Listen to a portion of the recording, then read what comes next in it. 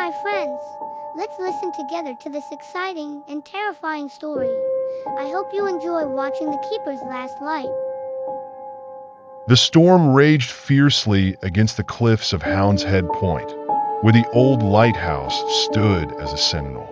Inside, Thomas Granger was the keeper, a solitary figure with eyes that had grown accustomed to the gloom of the sea. Despite the violent winds and rain, Thomas had his routine.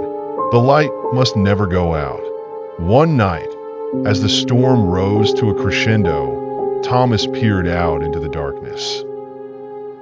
A single light flickered far out at sea, moving erratically. Shipwrecked or desperate, perhaps someone needed his help.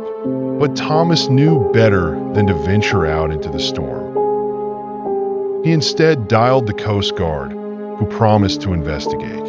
As midnight approached, an unsettling knock echoed through the lighthouse. Thomas hesitated. The sound was impossible. No visitor would reach his door in such a tempest. Gathering courage, he opened the door. Nothing, just a howling wind. He returned to his station. The feeling of eyes upon him persisted. The knock sounded again, louder this time, reverberating like a heartbeat through the structure. Fear gnawed at Thomas's resolve. His mind raced with tales of the lighthouse's haunted past. A keeper who went mad from isolation and vanished one stormy night, leaving only a pool of blood on the stones. Determined, Thomas climbed the narrow stairs to the light. Yet the beacon had gone dark, extinguished by some unseen hand. Panic gripped him as he scrambled to relight it, knowing that lives depended on its glow.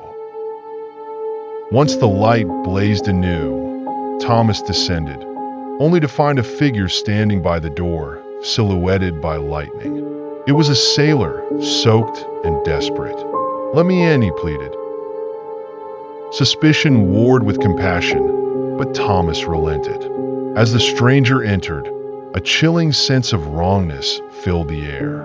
The sailor's eyes glimmered with an unnatural light, and Thomas realized this was no ordinary seaman. "I need you to come with me," the stranger said, voice a blend of sympathy and command. The storm outside mirrored the turmoil within Thomas. Part of him knew he should refuse, but an inexplicable compulsion guided his steps. They walked into the tempest, the lighthouse looming behind, standing as it always had, a beacon for the lost. But for Thomas, the keeper, it offered no return. In the morning, the light still shone, a testament to its eternal duty, though the keeper was gone, drawn into the sea with the ghostly sailor, never to be seen again.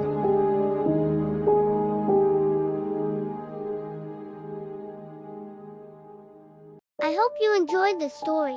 Support us by subscribing, liking, and sharing, so we can communicate with you with the most beautiful stories. Accept my greeting.